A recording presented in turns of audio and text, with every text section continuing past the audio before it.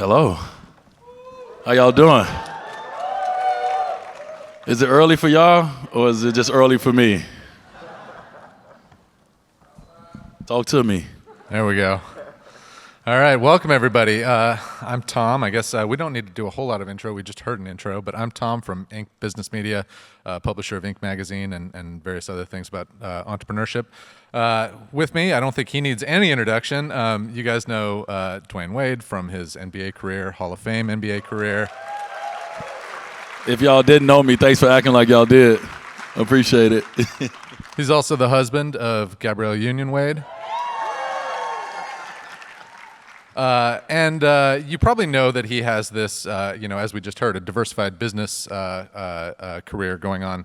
I'll mention a couple of the things. He'll probably mention some other things. But just to start, part owner of the Utah Jazz, co-founder of Proudly, a maker of baby care products. He has Wade Cellars, a wine label. He has 59th and Prairie, a production company, which, by the way, just this past week, it was an Oscar nominee for a really remarkable documentary we're going to talk about. He has a podcast with iHeart called The Why. He has, I'm going to stop there, but there are quite a few other things we can get into. So welcome, Dwyane. Really glad you're here. Thank you. Thank you, guys. And I appreciate y'all for not walking out too early at this 60-minute interview that we have. Thank y'all for staying and listening. All right, so I want to start with Proudly. As I said, Proudly is a baby care products company that you co-founded with your wife, Gabrielle. Yes. And let's just start by tell us what sort of the origin story was here. Why did you guys start a baby care products company? Yes, that's an important question. Why would we start a business together, husband and wife? We have trouble playing spades together. So.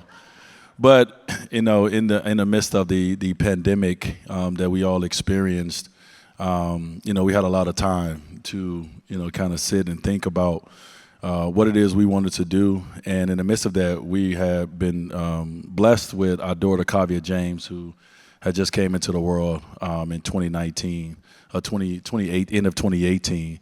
And so in the midst of just being parents and trying to go out and find the things that, our daughter needed for her skin and for her hair and all the things, we just realized that we had about 18 different brands, on our counter.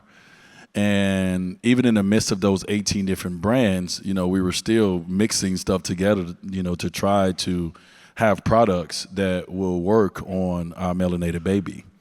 And so I think, most of the great things in the world, they come out of a need, right? Most of the things that we love in this world comes out of an actual need. And so this need to be able to have one brand that focused on the needs of melanated skin was not something that was in the marketplace. Surprisingly, with all the amazing brands that we have and all the, the heritage of these brands, it was not nothing that was specifically for melanated skin. And so the company started from that idea and out of a need from our daughter, Kavia James.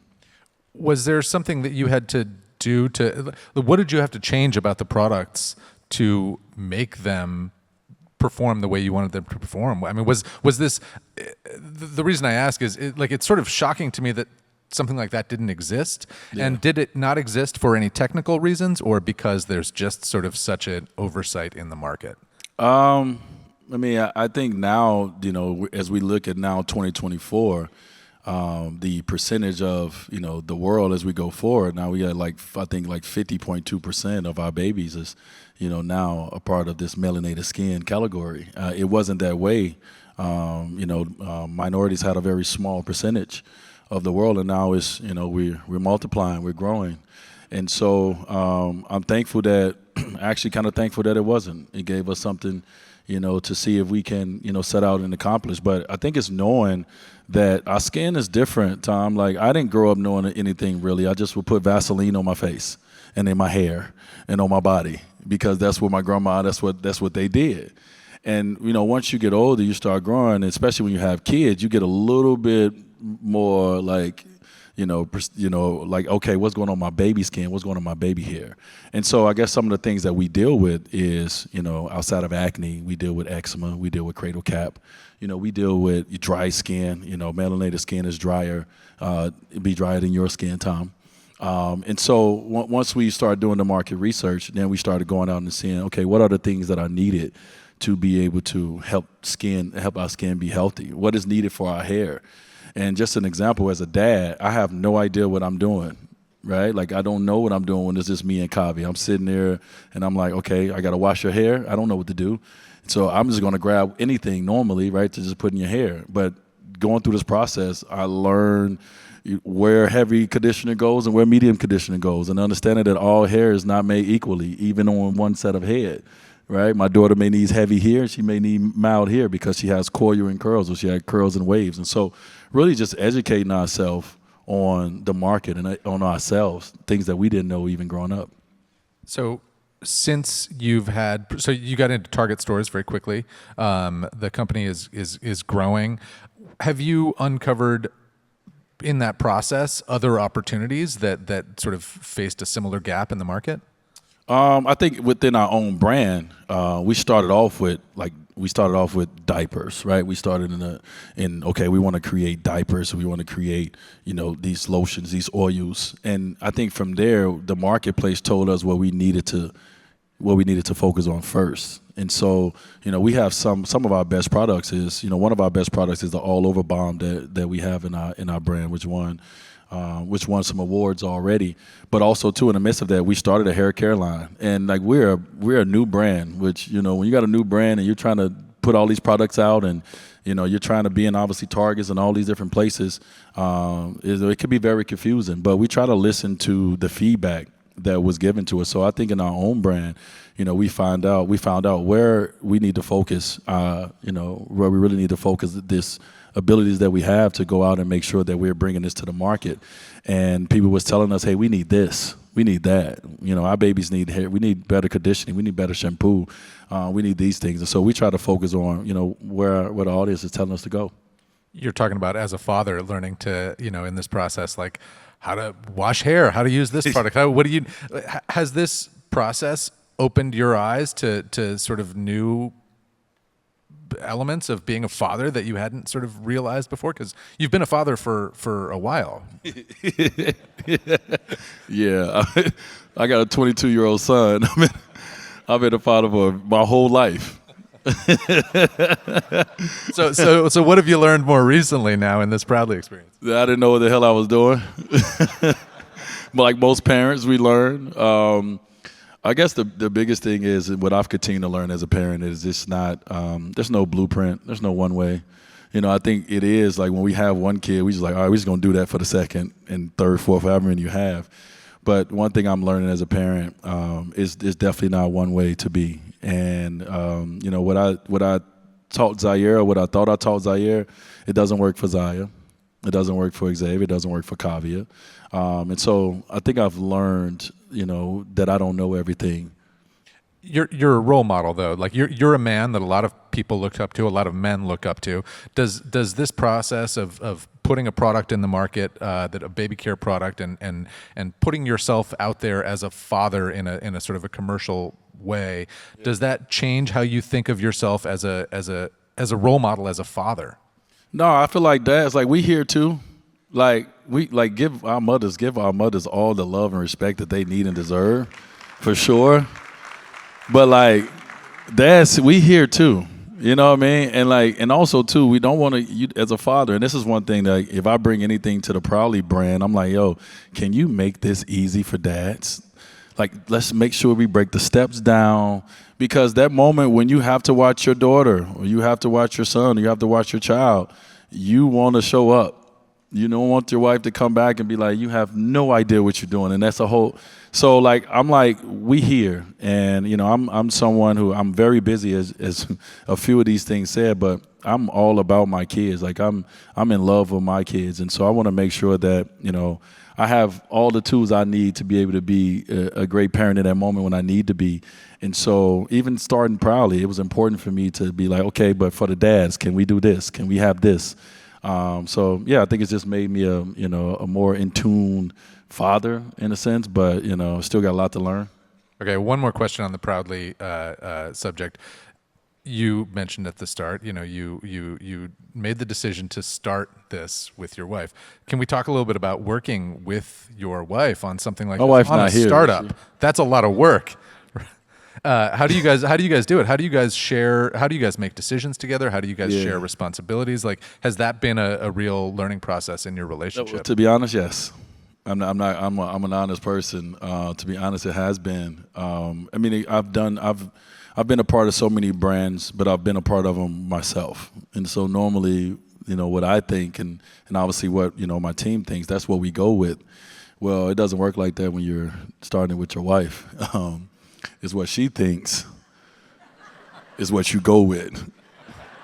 So I'm learning that in business. I know that at home, but like in business, I'm learning that. And so it's been a learning process for me, even at 42 years old, of understanding when my voice should be used and utilized, and when it should not be used and utilized. Everybody, we need to know that to allow relationships to keep going. But have you guys sort of found ways that you define your roles? I mean, I imagine like that was something that you didn't know what those roles were exactly going to be going in, but you've found your lanes. Well, yeah. I mean, my in this space, in the Proudly space, building a brand. First of all, it's hard. It's hard on everyone on the team that's trying to accomplish it. It's hard financially to get all the financial support you need. It's hard in a lot of different areas. But the one thing you have to have is communication. And so it's been communicated with me that my wife leads and I follow. I hope she's watching, right? All right, so I want to talk about Wade Cellars. You have a wine label, Wade Cellars, and we've seen over recent years a number of celebrity spirits brands, wine brands. Clooney made $1 billion selling a tequila brand. What are you doing in that space that is unique to you in having Wade Cellars? Yeah, Tom, you and I kind of talked about it in the back. I think one of the things that we're doing, especially now that it's pretty cool, is it's about building community. And that community in the wine space, obviously, anytime that, I get into anything, do I want the community to look like me? Of course, because, I understand, the things that was not, put out there as things that, our community can be a part of, are a part of, et cetera. And so that's definitely a huge part of it, is to make sure that the exposure is there for the Black community, but also too is the wine community in itself. And so we have a series of wine dinners that we do around the world called When We Gather.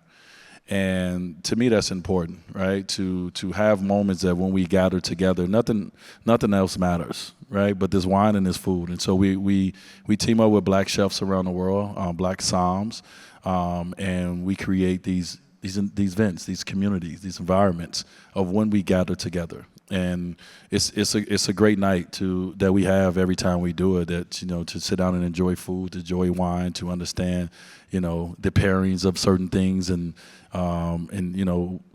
find out things that you like that you didn't know you liked, and all these different things. And so when we gather, is something that we've kind of taken on our own and say, hey, we're gonna take this everywhere. We're gonna take this internationally as well, and we're gonna do these curated wine dinners and build this community of wine lovers and food lovers and lovers of arts and all the things. That's really cool. There's a program you got involved with, I can't recall the name, but at UC Davis, I think. Yes. Can you talk about that program? Well, UC Davis is one of the top wine schools in the world, but definitely in California. And so getting into the wine space, owning my own wine brand, I wanted to learn more. So what's a better place to learn than go to sit at the best wine school? I was able to get on the board and get firsthand knowledge of what's going on in the wine community, but also too trying to create a program. One of the programs that I was able to create was actually bringing minorities to UC Davis and taking us through a program of the wine process of learning everything it is about wine in a few days. I think it's a 3-day program that we have. And it's great to bring people that want to know about the industry, that's in the industry, that may not know all the intricate details and how wine is made and how this community is built. And so that's what we started with UC Davis. That's really cool. Okay, so 59th and Prairie is your production company. You've done a number of different projects. There's one in particular I want to talk about for a second.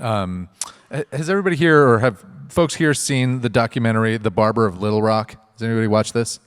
A few people? Watch it. Go watch it. So it was nominated for an Oscar, and really remarkable.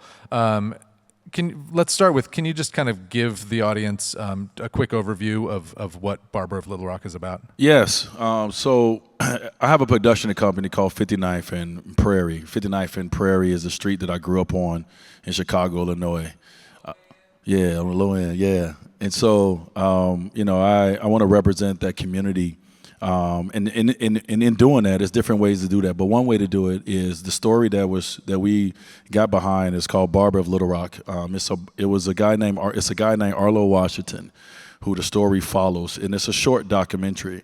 And it follows Arlo. Arlo started off as a barber, right? He started off as a barber. And anybody know anything about the communities that we come from? The barber shop is like a place of that's a place where you kind of go and do all your outlet, everything. It's a place of trust. And so Arlo, being a barber, understood what that did for him, and he created a program for actually barbers first. And so he was able to put 1,500 individuals in the community of Little Rock through barber school to help provide jobs and provide opportunities for them. And in the midst of that, a lot of people will still come to Arlo because the gas was off. They needed money for food, and all these things. And so in this community of Little Rock, was no banks in a 10-mile radius, and we know in a lot of our communities that, are poor communities, there are no banking there for us. And so Arlo started a nonprofit loan bank called People's Trust. And in the midst of that, we follow this documentary, and it kind of shows what this is and how this helps this community, how this one bank in this 10-mile radius has helped, individuals that, come to them with small business ideas, right, to help their ideas to be able to find money to be able to do that, because a lot of people can't go to banks and get money from the banks to be able to start this or have these ideas. And so Arlo is someone who's really focused on what we say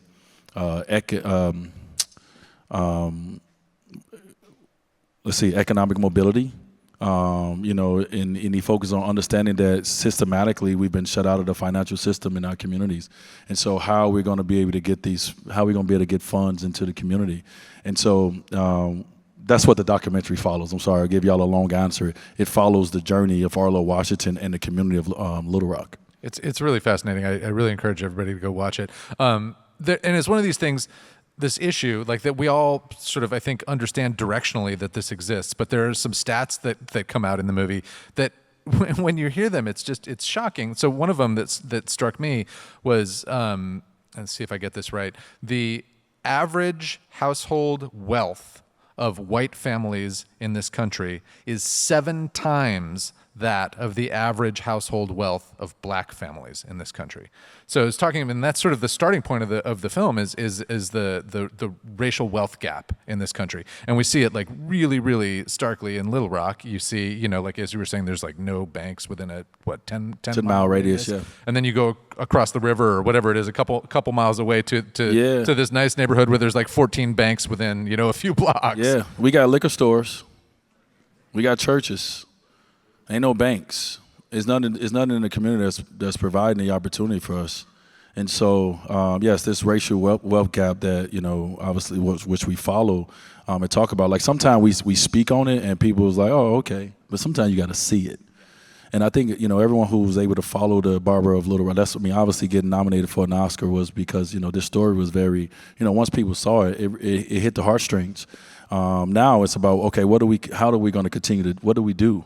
Right? And not just talk about it, what's next. And Arlo has a lot of ideas and different things that he want to provide and want to do. And, I hope that we could take something that is on screen and hopefully build it off screen and make something for our communities. Well, so that's exactly my question is, so, you get involved, you produce this film and help it be seen by more people and create awareness of these issues and awareness of somebody like Arlo and the work he's doing. But what does that make you think about what you might do in getting involved in those kinds of things? I mean, is this something that you want to figure out, as a person with a growing entrepreneurial empire? What can you do? Yeah, I mean, like as we talked about in the back, Arlo and I started having the early conversations of how do we duplicate this. I think the one thing is every kid, when I grew up, it was, you get basketball, you get football, you get maybe a rap career. It's only a few things that it's provided for us that we feel like we can do and we can become. But what Arlo is doing, it allows for the community to feel like they can do more and can become more, right? By understanding and knowing that the funds are there, that the support is there, that it's a system that's there to provide you with the help you need to be able to accomplish these dreams that you have, to build something. They talk about in the doc, we don't own anything. Our parents don't own anything. Our grandparents don't own anything. And so, I think that's something that's important when I think about kids in the community. Yes, we're going to look at the Dwyane Wades, the LeBron James. You're going to look at those guys and dream to be that. But everyone is not going to do that. I tell my son, there's only 400 players in the NBA, 400 plus. That's not going to happen for everyone. And so what other opportunities can we provide in communities that give kids an opportunity to see something and say, I can do that and I can become that? And Arlo is someone that I look at as duplicate. You could become that. We could become this. And so, hopefully we can, get the support we need. The amazing thing one of the many amazing things about it that struck me is the I think I said the average loans that this institution that Arlo created for businesses, the average loan size $5,000. For individuals, the average loan size $1,000, and 95% of those loans are paid off in time.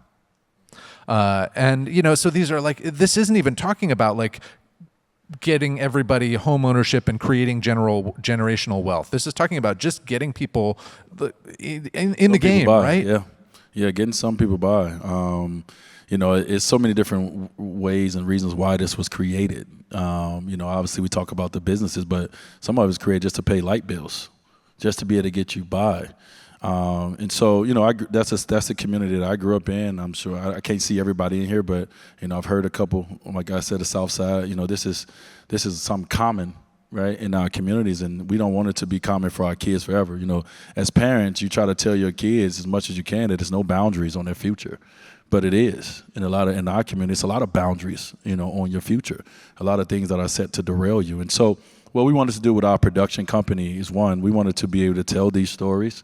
We want to highlight these stories, give these stories platforms, and we also want to engage, other stories as well. We want to engage the innovative storytellers, at the same time. And so, I didn't start this production company to win Oscars, even though those things is great to be able to get money provided or get nominated. But I did start it to be able to tell these stories that are not being told. There's another scene in that documentary, Barber of Little Rock, where. We were talking about this backstage too. There's these two guys. So they're in the barber school, not the bank in this scene. And Arlo, the main character, asks these two, I guess, students in the barber school to stand up and look at each other. And they get inches from each other and look at each other in the eyes and just stand there for I don't know what a couple of minutes. Like 2 minutes. And and the one guy, I think both of them. Just break down afterwards because he's in the background saying just see each other, just look into each other's eyes, just see each other. Yeah. And it struck me as just an incredibly powerful moment of these guys having license to be vulnerable, right? Yeah, he provided a safe space to be vulnerable. And I think that's one of the things that the barbershop provides in our community is provides that safe space that once again that people's trust.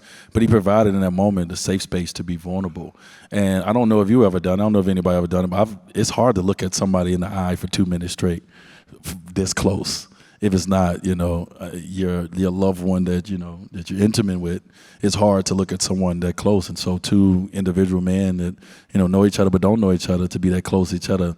It's so much that they seen in the other, and you saw them break down, you saw them cry. I thought it was a very powerful moment in the documentary, definitely. So it's an interesting seg, I think. So you have this podcast with iHeart called The Why, and it's conversations with I'll let you tell it, but conversations with people you admire, trying to get to what? Yeah. I mean, I just started. I'm on my probably 9 episodes in. I've had conversation obviously with athletes like Carmelo, Chris Paul, Lindsey Vonn, but I've had conversations with musicians, Rick Ross, Pat Riley. I just did one with Donatella Versace the other day, which is going to be pretty cool. It comes out in a week or so, next week, and so forth and so on. And so really, for me, I love having conversations, and I think for the audience that that I have and the audience that's listening, as I said, I want to sit down and I want to find a way that they can take something that's actionable away from these conversations of people who are successful in their own right. What can I listen to that can help me on my journey of trying to be successful or trying to be a business leader or and all these different things. And so that's the goal for me, is to sit down and have these intimate conversations and to get people to trust me enough to be able to express how they became who they are and the steps that it took. And so, yeah, the Why podcast is, and that's the thing, is I'm asking people, what is your why, right? What is your why? What is your purpose for doing the things that you're doing? What's your why going forward? And so, yeah. It's kind of what I'm trying to do here in this conversation. Yeah, I see that. I was listening to the Why, and one of the episodes I was listening to was Rick Ross, and there was a part of that conversation where you ask him, you say like, Rick, you move a certain way, you have a certain kind of swagger. Like, where does that come from? And he tells a story. And I'd love for you to tell a story, but also I kind of want to ask you, just like, if you can tell me a couple of the more powerful moments you've experienced in doing this podcast and the people you're speaking to.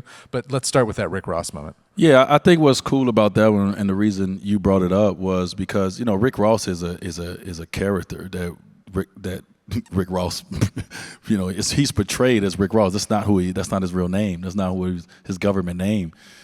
This is a stage name that he has, and so it's a certain image that Rick Ross has.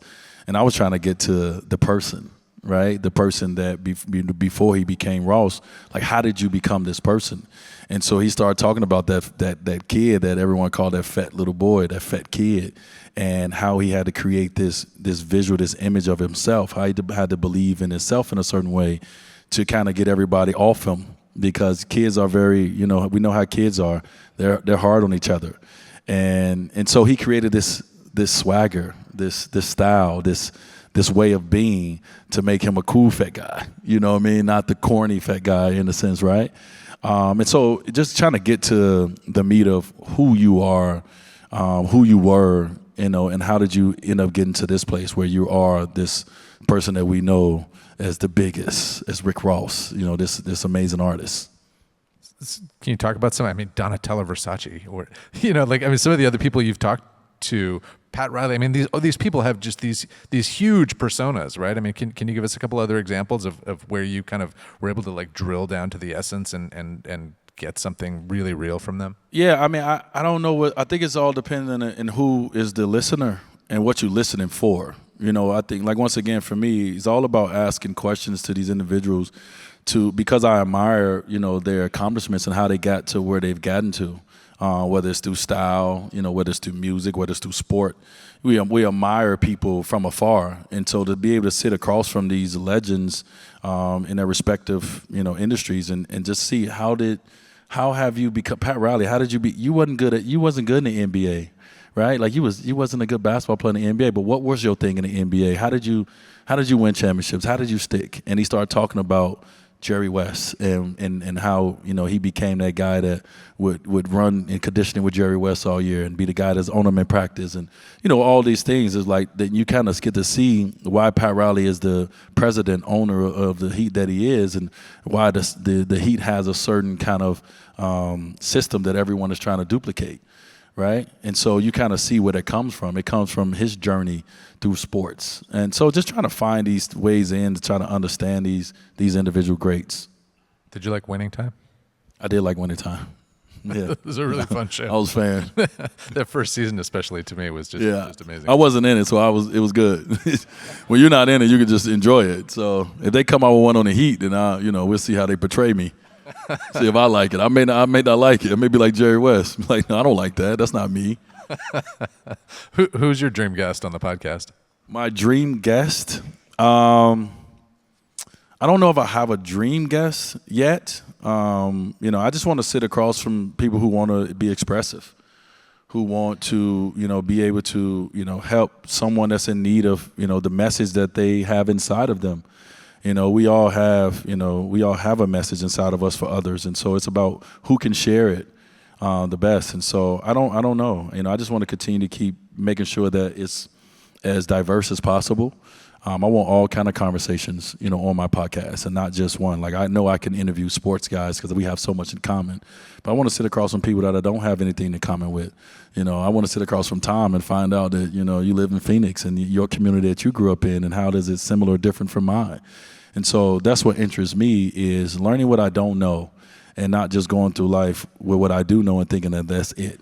I'm lucky. I'm one of the lucky ones that's able to travel around the world and have business all around the world. And so I deal with people from all shapes and shades and sizes. And, I deal with them the same way. I deal with people how they deal with me. And so everyone doesn't do that because of, things that we've been told or communities that we've been a part of. And I understand reasons for it. But, also I'm the kind of person, I want to go get my own answers. And so a podcast allows you to get your own answers and your own information. So, all right. So we've talked about wine. We've talked about baby care products. We've talked about entertainment production company. We've talked about podcasting. We're talking about a whole bunch of different things. Basketball. We haven't really talked a lot about basketball, but I guess we're not really here to talk about basketball. But what ties all these things together? What's your why? I guess that as you start all these things, what are you trying to create in the big picture? I think it's what we talked about. I'm trying to find community. I think we all are. I think we all are trying to find something or like someone. Like I always say, like, to play sports is great, but to play and to win and be a part of team is to be a part of something that's bigger than you. That's the dream. Doing something as an individual feels great, but when you have a kid, you find more purpose, right? You find your why. And so for me, the biggest thing is all these different avenues that I'm a part of. It's just trying to find different communities to be a part of. And even being here on this stage, I was brought down here by the Porsche family. I wanted to be a part of that community. You know what I mean? Like, because when I see Porsche, I see freedom. That's what I think of. I think of dropping that top, getting on that highway, and just I see freedom. And so I want to be a part of freedom. I want to see what that looks like. And so I want to be a part of this brand. And so I think for me, it's just finding community. And that's why people pledge when they're in college, because they want to be a part of community. And so that's what it is, the wine community, the car community, the storytelling community. I just want to be a part of community. I want to be a part of something that's bigger than me. And that's why, I was the athlete that I was, that wanted to be a part of playing with other great athletes, because I wanted to win. I wanted to experience something. I didn't just want to be a guy who just averaged 30 points a game. It was about me. I wanted to be a part of something bigger, because your life feel a little bit more complete, when it's bigger than just you.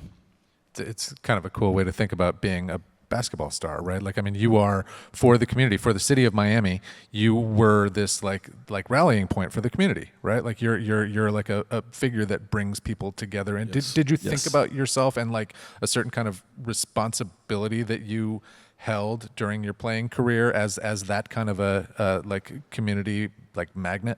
Yeah, I mean, I knew in the Miami community, even though right now, I'm retired for 5 years, but I knew I was a stakeholder in that community. I knew I was a trusted voice and a trusted face in that community. And that's just not on the court every night. That's when the shooting happened in Parkland, and I go up to Parkland, and I can go and sit and talk to the kids, because I am a stakeholder in this community. I care about, this community. And so I definitely felt that on the basketball court. I didn't make my career about me. If I did, I don't sit down with LeBron and say, hey, come and play in Miami with me and take over all the shine, you know what I mean, and get the MVP awards and all those things. I try to go get it on my own. But I understand, to accomplish the things that I want to accomplish, this is how I wanted to feel. I wanted to feel like family. All the things that I'm associated with, it has to have a certain feeling to it, a certain kind of, qualities to it. And so 1,000%. Yeah, that's cool. It's a good seg to, I'm curious how your sort of leadership on the court, on the team, has translated into your thinking about being a leader, a business leader, a different kind of leader as you've transitioned to this part of your career. Have there been parallels, or have you had to sort of like think about leadership in a new way in this part of your life? I mean, it's definitely parallels, and it's definitely new ways to think about it, right? I think for me, the first thing I think about is, as a leader, is you got to know what your talents are. I think that's important. What your talents are? What your talents are, what your strengths are. I think that's very important as a leader, to know what your individual personal talents and strengths are. So then you know what's needed around you, right? Like as a basketball player, I knew what my talents and my strength was, so then I know what's needed around me. Okay, I know I need a center to do this because I'm a great passer. I know I need a shooter to do this because I'm not a great, whatever those things are. And so first and foremost, I think you need to know what your talents and strengths are. I think you have to be the hardest worker. I believe in that. And however that looks, it looks, but I feel like, leading by example for me is a very important way to lead. And you got to know what you got to have. Like for me in business, I think where I've made some mistakes at is maybe being too quiet at times, maybe not allowing my voice to be heard on certain things. Like to be a leader, you have to lead. And if you're going to have some soldiers that's going to follow you, they're going to follow you because you're a great leader, not because, you're a cool guy. And so it's been times where I've been too quiet on issues, or I've been too quiet in moments, and I may have let my team down by not being the leader that I need to be because I'm worried about self, and I'm focused on my emotions, and I'm not putting myself into the team. And so I think that's something that's very important when it comes to leadership. So is there a place I can go, or not that I can necessarily, but that one can go in LA, I guess, where there is an office that is, your team of people that run your business? Like, do you have, is there a single organization that sort of ties this all together that you've built? Building. I would say my team is in different places. I have an office, but no one is there unless I go there and call for a meeting. My team, I'm with different teams. I started off as a basketball player. I started off with CAA agency, which I have my own team within that agency. But then from there, I have other teams, right? To be able to be part owners of sports teams, I have to have a certain group of team. To be able to own a wine brand, I have to have a certain team. So I got different teams that spread it out in different places. But the biggest thing, and we all know this, which is the hardest thing to do, but the easiest thing to say do, is communication.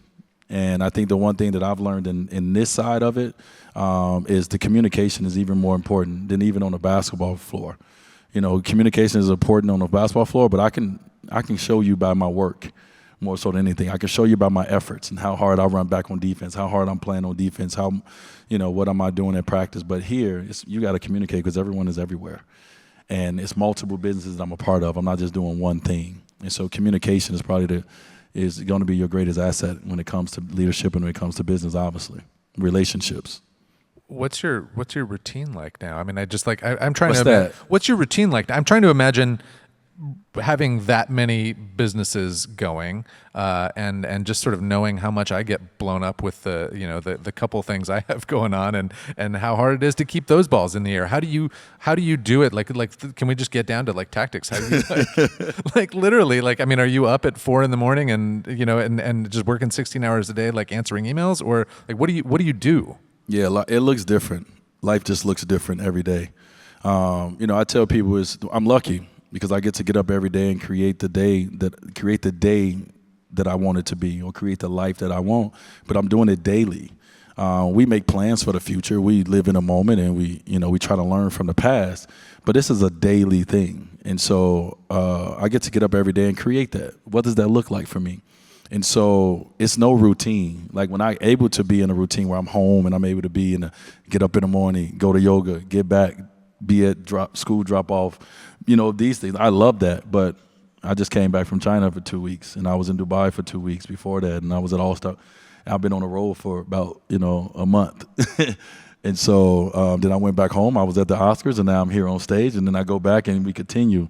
And so my routine is getting up every day and doing the things that, I know I need to do for my family. I'm first generation in my family. I'm the first one to bring in this kind of money. I'm the first one to bring in this kind of, opportunities. I'm the first one to do a lot of things. And so being the first, it's going to be a lot of things I'm going to miss out on. There's going to be a lot of things that, I'm not going to be able to do because I understand the importance of my role, as being the first in my family. And so I got to go get it. And that's what I do. So health-wise is important. I get up and I try to, right now I'm out of a routine in my health. And so I got a couple LBs on me that I don't like. But, to do all the things I want to accomplish, no one's going to do them besides you.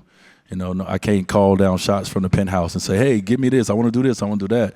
I'm about going there, and I'm about showing up. And so for me, I'm going to show up because I know my presence means more than an email or a call from someone else. My presence showing up because I know my business. I know myself. I know what I want to do versus what I don't want to do. So I don't even need nobody to walk into meetings with me no more. I already know if this is going to work for me or not, You were talking earlier before we came up here about growing up on the south side of Chicago, your dad, making $5-something an hour and taking all kinds of side jobs and 4 kids in the house. And I'm curious if, watching your folks when you grew up is sort of something that you think about a lot and that drives you to have the kind of work ethic you're thinking about or what it was. Like, where did you get that you're talking about?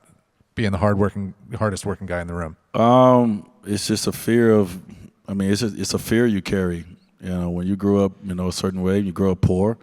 It's a fear of being back there for your family. Like I'm responsible for my family, my mom, my dad, my sister. Like I'm responsible, big responsibility, and that's not even talking about my wife and my kids.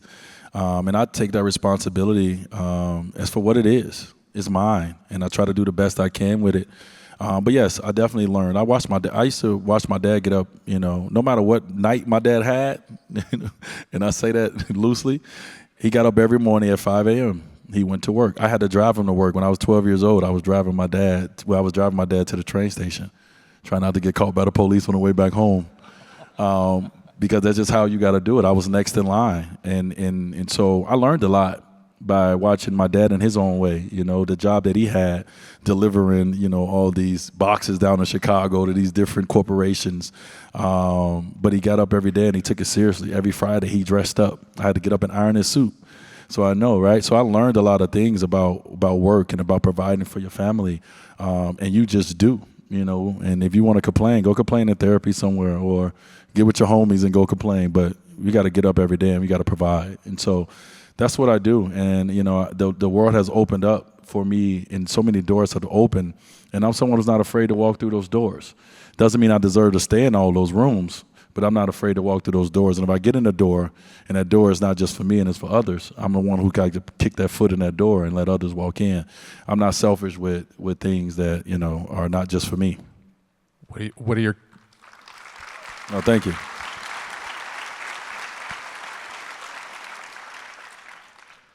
Your kids are growing up in different circumstances. What do you say to them to get them to understand, or did they just roll their eyes, or like what? Good luck.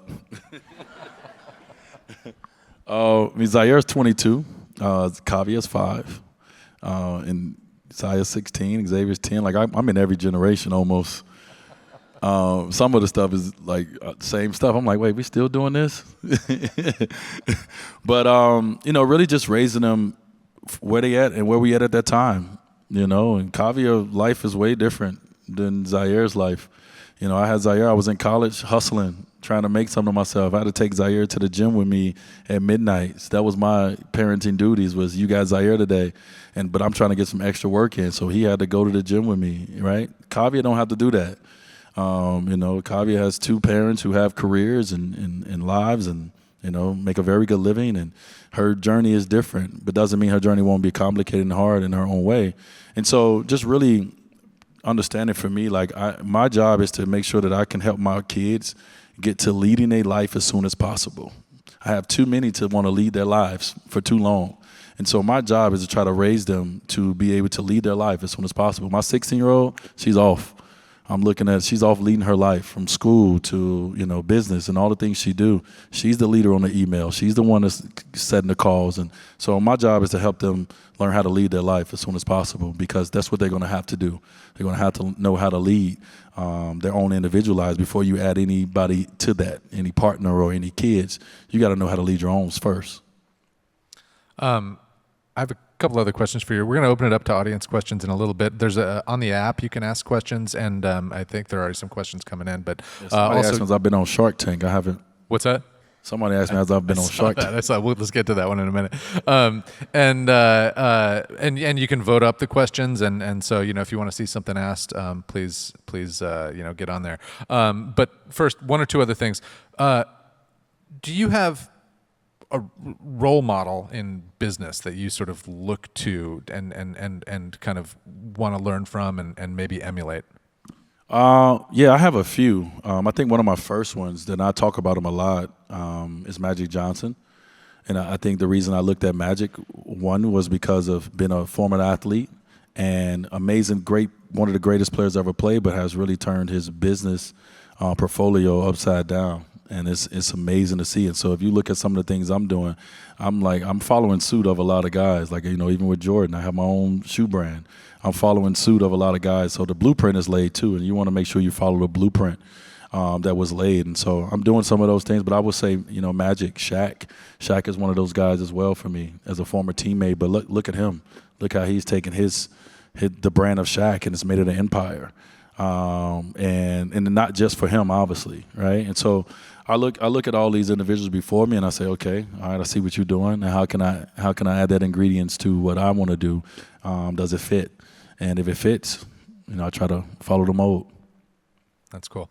10 years, 20 years from now, let's look, you choose how many. I'll be in my 50s. I don't want to. But what does this thing look like? You're building this thing. You keep adding to it. Yeah. What do you envision? Where's it going? My family. This is for my family. Right now I'm in business meetings. Like I said, I just got back from China, and I have business meetings in China. My son Zaire is sitting right there. This is our brand. This is your brand. You need to know how it works, because this is yours. You will take this over. At some point, I'm gonna be off. I'm gonna be chilling. At some point, I got to. I want to set businesses, and in my family, we want to set businesses that our kids want to be a part of. I think, one of the things in our community, Tom, that that we're told is you got to go get it on your own. And so my son has the same mentality: is, yeah, my dad did that, but I got to go get it on my own. Well, you don't have to go get it on your own. You can bring your own to it. And I think that's not something that's really common in our community, because it's not a lot of generational wealth. It's not a lot of generational opportunities. And so I'm trying to provide generational opportunities. And that's why I'm off doing all these businesses. I won't see half of the money that I'm investing. Most of the stuff I'm investing in, I probably won't see it. And it's not just for me. It's for my family. It's for the future. And so I want to build businesses that my kids want to take over and want to lead and want to continue to keep building out. All right, it's not at the top of the list, but you did mention the Shark Tank question. Somebody asked, can you see yourself being a shark on Shark Tank? I think the question was. I've never thought about it.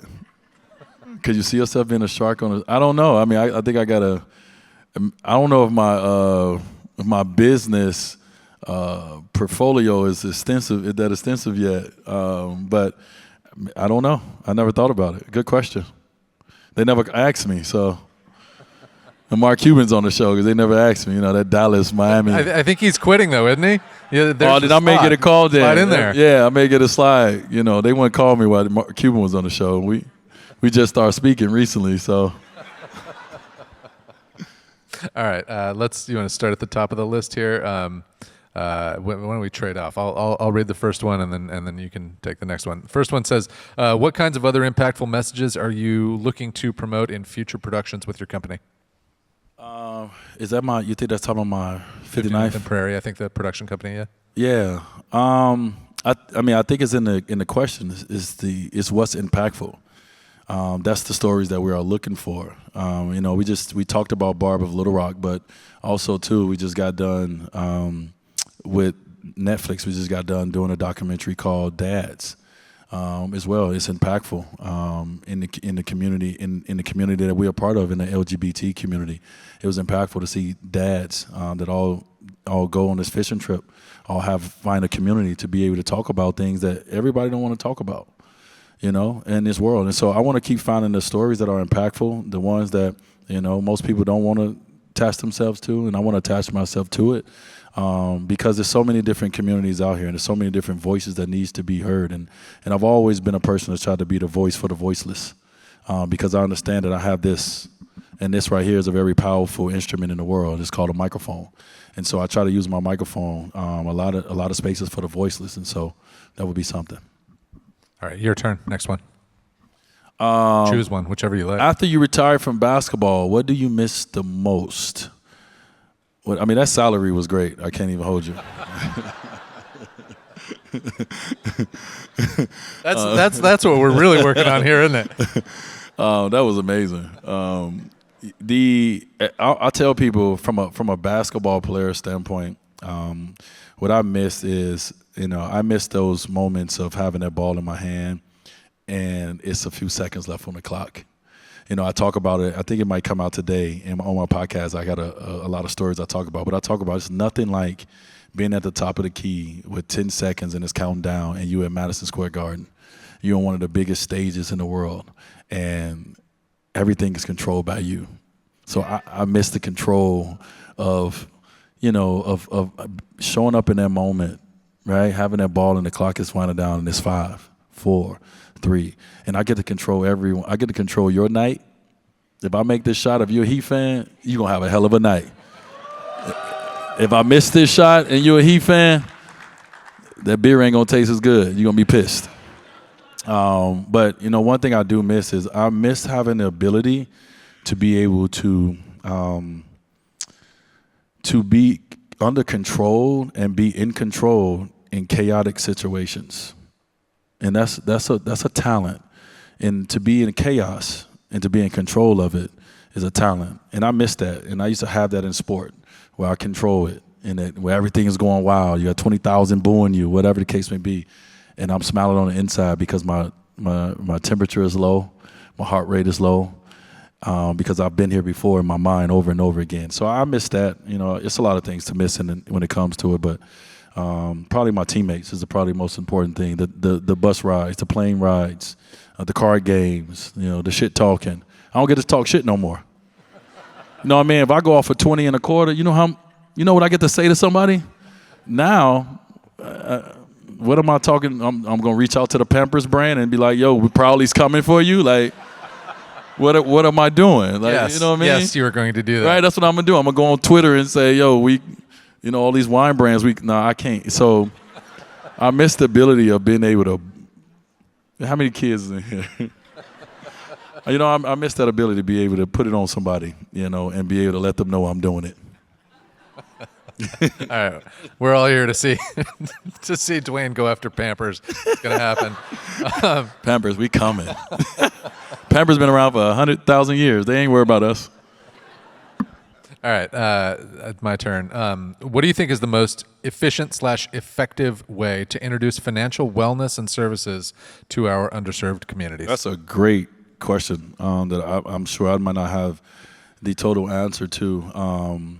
But I think one of the things is to introduce financial wellness to a community that's not used to it. It's a foreign concept. It's foreign, right? And so when you think of something that Arlo is trying to provide, that's something that I can get behind. Is the education, behind how to get money.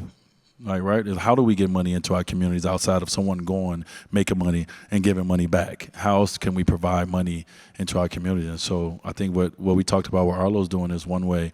But one of the other ways as well is to be able to have questions with people, have conversations with people. I think one thing none of us like to talk about, we don't like to talk about our money. We don't like to talk about our money even in relationships with with significant others. With our friends, we don't talk about money like that. And so to have more conversations about money, have a better relationship with money, and understanding, what it is in a sense. And so, but there's so many different ways. I don't know if I have the right answer for that. Your turn. Have you thought about getting involved in politics? And the only reason I answer that question because people have asked me to get involved in politics. And I heard Steph Curry come out yesterday and say if it's meant for him to be, run for president to make immediate change, that's what he wanted to do. I would support Steph all day, but I don't want to be involved in politics. I feel like I can get more done in my own way than to be in a certain political party. Anyway, so no. All right. Do you have any advice for parents of trans children? How can we show love and support and stand together against hateful anti-LGBTQ messaging? Well, I think my advice is always, first of all, is what you don't know, what you don't understand, especially when it comes to your kids, let's start with love first. Let's just lead with that. Let's just lead with love.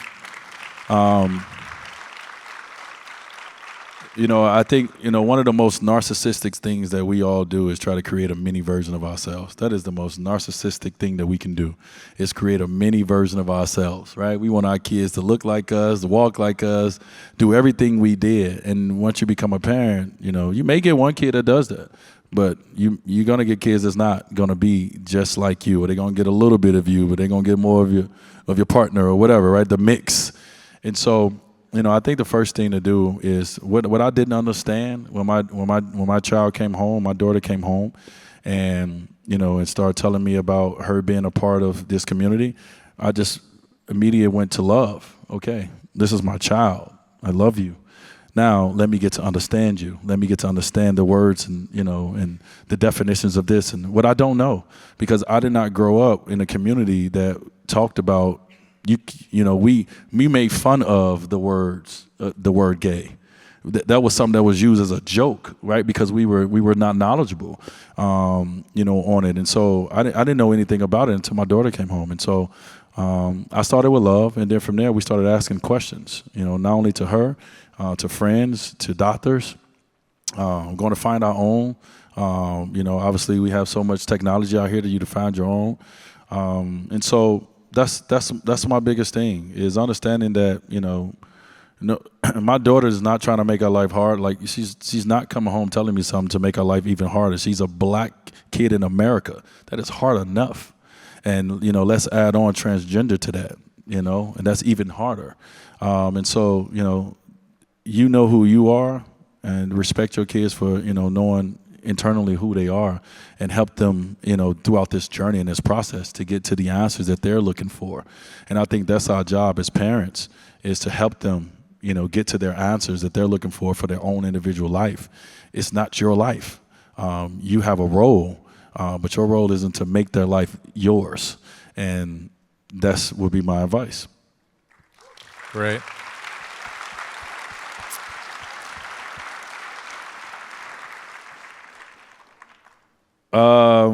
Let's go with, there's a little buzz about Austin becoming a WNBA expansion team city. Any suggestions on getting the community here to drive that effort? Well, I'm a part of a WNBA team in Chicago Sky. I'm an investor into that team, and thank you. And so I really, I don't even think I need to speak for it. I think the world is speaking for it, just even looking at the numbers and, when it comes to women's sports, or even over men's sports, where you're talking about college or you're talking about NBA finals versus, NCAA, final games, like women's sports is on that rise, and it's rosing. And so it's great for the community, because the community looks like more than just men and guys, and we have amazing athletic women in our communities, and we want to give them the same opportunities that we're getting provided. And so I think if the Austin community want to put everything behind that, want to get the people that can come, and it's about this community, it's about building this community up, not just by bringing a sports team here, but really investing in this community. I think that's important.